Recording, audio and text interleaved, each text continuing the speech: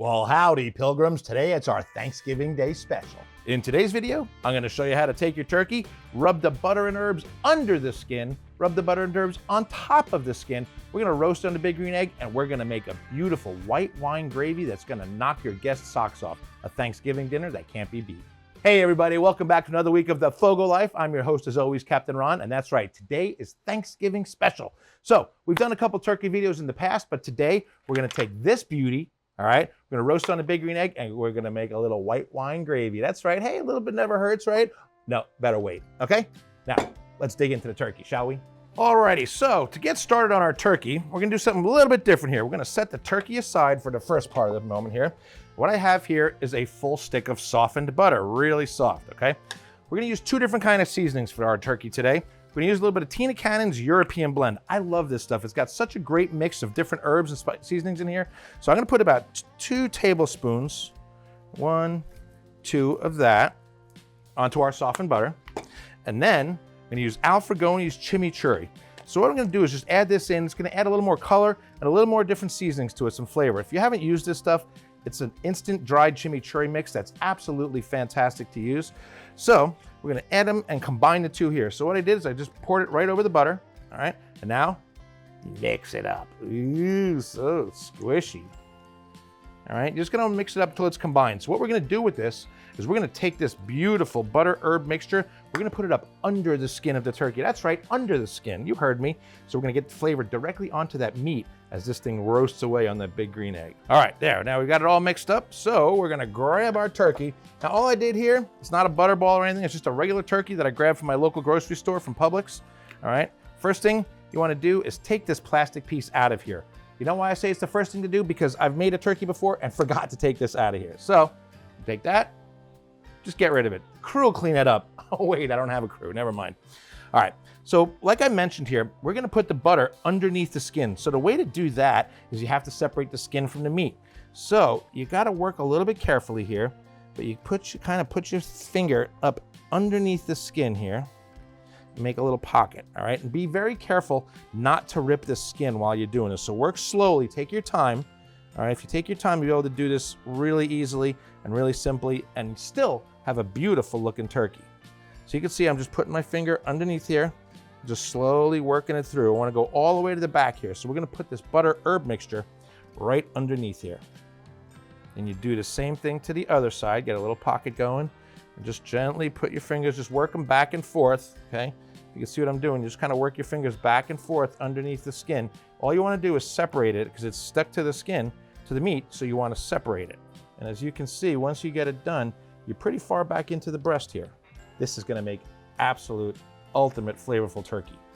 What we do now is we take some of our beautiful herb butter mixture here, and we're gonna put it right underneath the skin of the turkey. You see that beautiful pocket? Put it right in there and just slather it around. Make sure that that whole entire meat is covered with as much of that butter as possible. Now what's gonna happen by doing this is that underneath the skin, while the skin is cooking, this is going to actually be seasoning and cooking the meat and keeping it super moist. So we're gonna put the skin back in place, set it just like that. Now, if you want the perfect Thanksgiving turkey, we're gonna need to cut a little bit of this stuff off here. Here we have some extra skin and some fat down here. So just take your knife, just kind of take off any excess. We're not looking to take away from it, just any excess. I like to cut this little tail part off here too. All right, nice and rounded. All right, and that's really all you need to do on our turkey. Our turkey is very crooked for some reason. So all we're gonna do now is take our same exact mixture and smear it all over our entire bird, on the wings, on the legs, everything, okay? All right, you kind of have to kind of plot it because if you just do this, it's gonna rub around. This is actually working pretty well. Sometimes the butter gets too soft and it doesn't really wanna spread, it just wants to lump up, all right? But I'm gonna give it a nice, solid, thick coating. One of the big questions I get, Ron, isn't a lot of that butter gonna melt off as we're cooking it? Yes, absolutely. But what it's gonna do is it's gonna baste the turkey itself like that. And it's also gonna leave the herbs on there. So we're gonna season that skin and the skin's gonna be beautiful, crispy, brown, and seasoned up beautifully, okay? So we got our legs here. Look at these sexy legs, huh? Ooh. We wanna make sure everything's coated. We want as much flavor into this bird as possible. All right, once I do that, I'm just gonna hit it with a little bit of extra because you can't have too much seasoning now, can you? Miss Tina Cannon representing. If you haven't used this stuff, this European blend, it's amazing. She used it to win the Netflix show and she made her beef ribs on it. We even made a video about that. And we're gonna hit a little bit more of this chimichurri mix. It's gonna be a beautifully flavored turkey because all that these two seasonings are is dried herbs. That's all they are, dried herbs and seasonings, and man, oh man, full of flavor. Now, you notice one thing?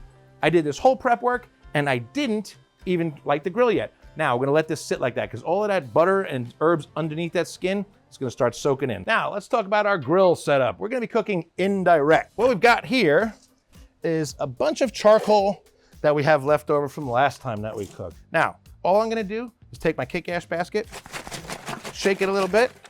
There's almost no ash in the bottom, so I don't have to clean that out, but we're nice and cleaned out already. This stuff that's in here, it's still good to use. You can use it over and over again as long as it's still in there. Don't tell anybody. I've got a couple of our Fogo starters here. Now, you notice when you get these, some of them are gonna be wrapped really tight. What I like to do is if they're wrapped really tight, just kind of squeeze them a little bit and open them up. Give it a little bit of airflow, and give them some surface area to burn. And voila. Use my trusty grill torch to get these starters going. Look at those babies burn, huh? Now, a little trick for you. Let them go for a couple minutes, and then you can pour fresh charcoal right on top. I happen to have an open bag already, all right? It's about 3/4 of the way used up. So I'm just gonna pour the rest of this on top of what we have going. Now, there's a couple different ways of doing this, okay? When it comes to smoking. When it comes to poultry, I don't like a whole lot of smoke because poultry really takes on that smoky flavor a lot, and you can have too much smoke. So what I'm gonna do today is I'm gonna use a light smoking wood. We have these new, brand spanking new applewood chips. I normally like to use chunks. I'm gonna use chips. They burn up a little bit quicker, so I don't want a ton of smoke in here. So I'm gonna take about a handful of these, and what I'm gonna do is I'm gonna spread them around where my fire is lit right now. Okay, so I'm gonna kind of spread it around like this, so it's not burning right away.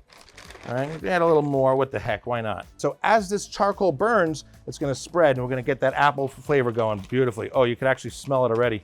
Some of them are starting to heat up. You can actually smell how beautiful they smell. Golly, that does smell good. But our charcoal is burning good.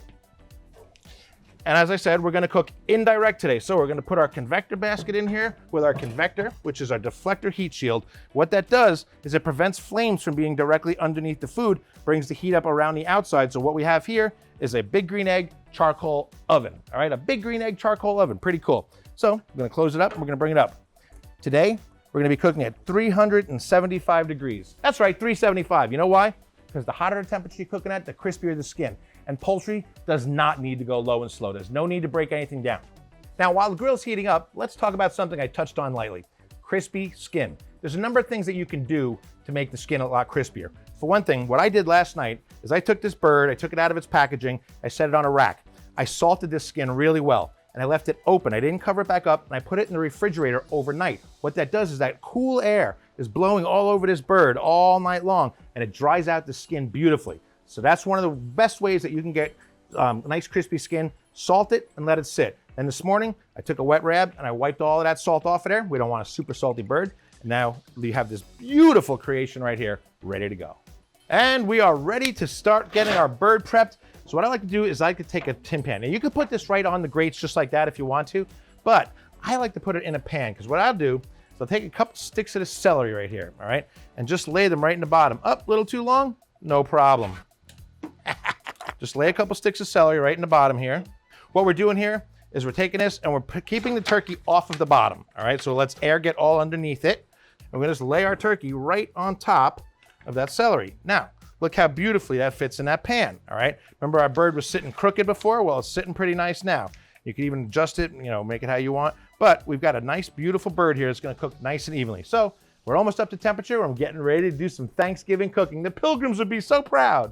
Now we want 375, so we're up to 350. So what you want to do is start shutting down your egg to about your vent settings where you want it. Now the way that I do it, I leave my top wide open, leave my bottom about this wide open. This should be right about 375. You know how I know? Because I've done it before. All right, we're at 375 degrees Fahrenheit. You can see we got nice blue smoke rolling here, okay? So we're gonna put our turkey right in the middle. I'm also gonna use the meter thermometer. I'm gonna put it right in the center of the breast, right near the bone. Make sure it's not touching the bone. We're gonna hook this at 375, and what we wanna do is we wanna bring the breasts to 165 degrees.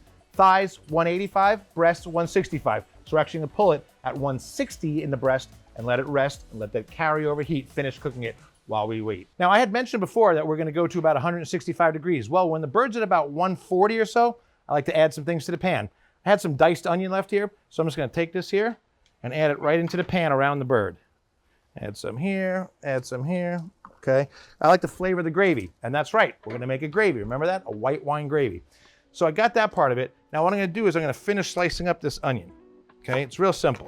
Now you notice that I cut this onion so that the knot is still there, okay? Just like that. Holds it together nicely, makes it easier to work with. You can either go this way or this way. I just simply like to go, give myself some slices about a 1/4 to a 1/2 inch thick.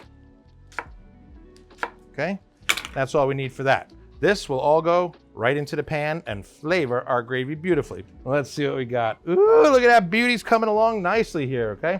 All I'm gonna do is I'm gonna simply lift up my bird, put the onions down in the pan underneath there, put the bird right back in place. Now the other thing we're gonna do, since we're making gravy, we're gonna pour some liquid in. So what I have here is some chicken stock.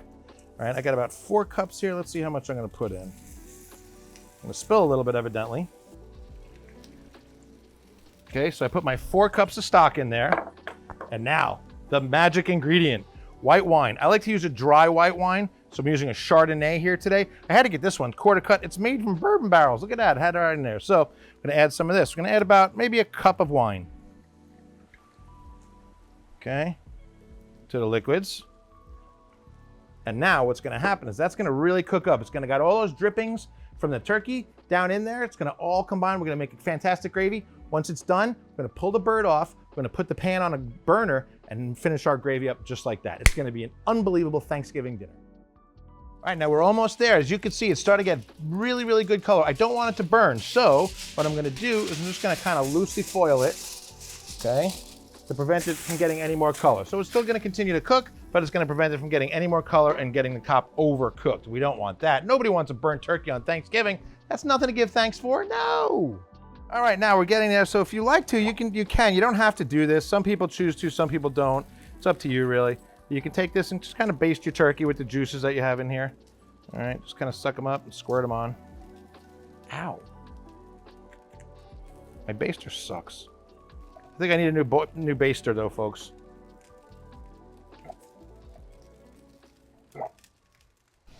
All right. We are at that magical number. So we're gonna be working with hot pans and whatnot. So I put on my cotton gloves, my rubber gloves over them. Now let's see what we've got. So our meter thermometer is saying we're at 161 degrees internal. Oh yeah, that is beautiful. Foil ball. Now, what we're gonna do here is I'm actually gonna use these turkey lifters, okay? If you don't have some, get yourself some, because this pan is awfully full. I wanna leave all those nice liquids in that pan. So, I'm gonna grab the turkey from the sides and dump all of those juices from the cavity right back into the pan, okay? Look at that bird. Is that thing gorgeous or what? Yeehaw, we're gonna be eating well tonight, baby. What I'm gonna do is I'm gonna set this turkey inside. All right, I'm gonna go put it on the counter. I'm gonna loosely foil it and let it rest while we make the gravy. So I'll be right back. Meantime, to the kitchen.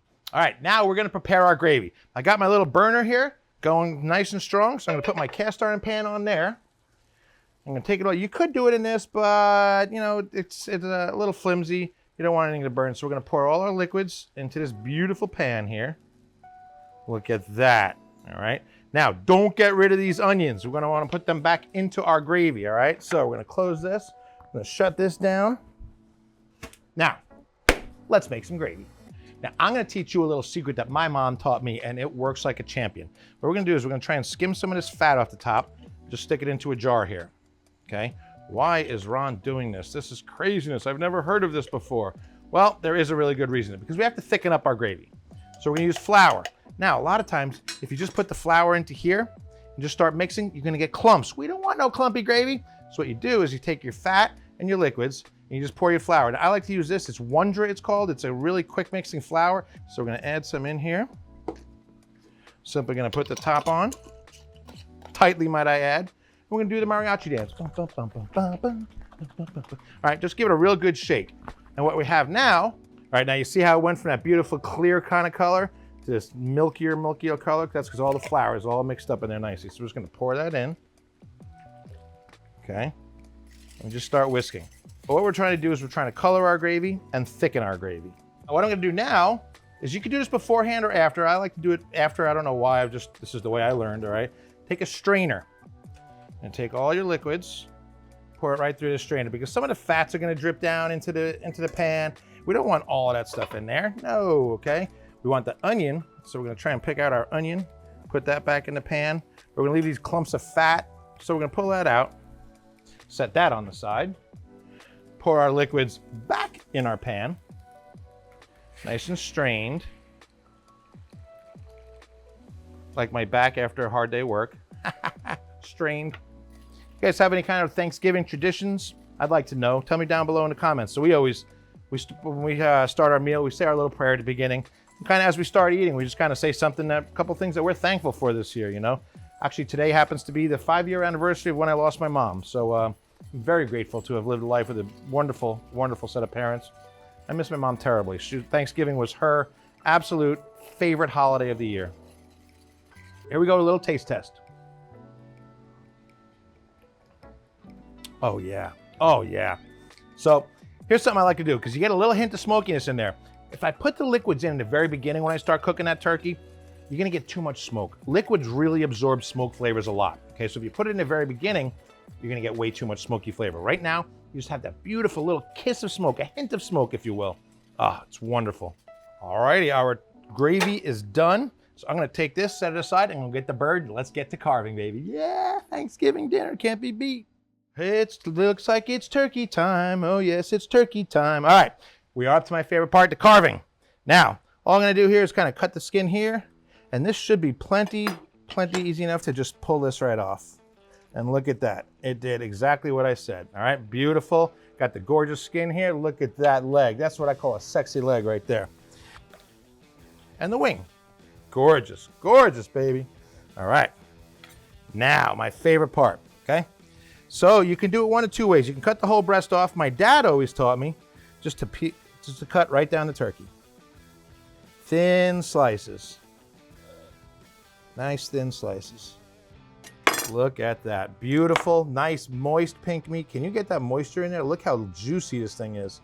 Unbelievable. I mean, it really is super juicy.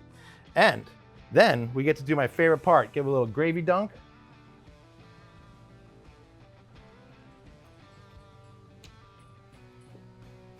Big green deliciousness. God, I love turkey.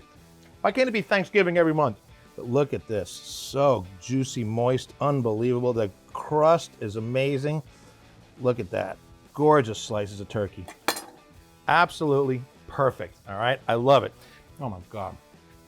Oh, those seasonings we put on, the chimney and Tina's, oh man, what a just packed with flavor. Oh my goodness. Guys, this is our Thanksgiving dinner, all right? I hope that you enjoyed it. I hope that you and your family have a super Thanksgiving. Again, let me know if you have any Thanksgiving traditions you guys do in your household. I'd love to know, all right? Do some pumpkin carving. There's still some left over for Halloween. Anyway, that's all I've got. Remember to subscribe, hit that like button, give us a comment, and that's about it. The only thing I have left to say is remember to get out and grill, and I'll see you next time on the Fogo Life. Captain Ron, out.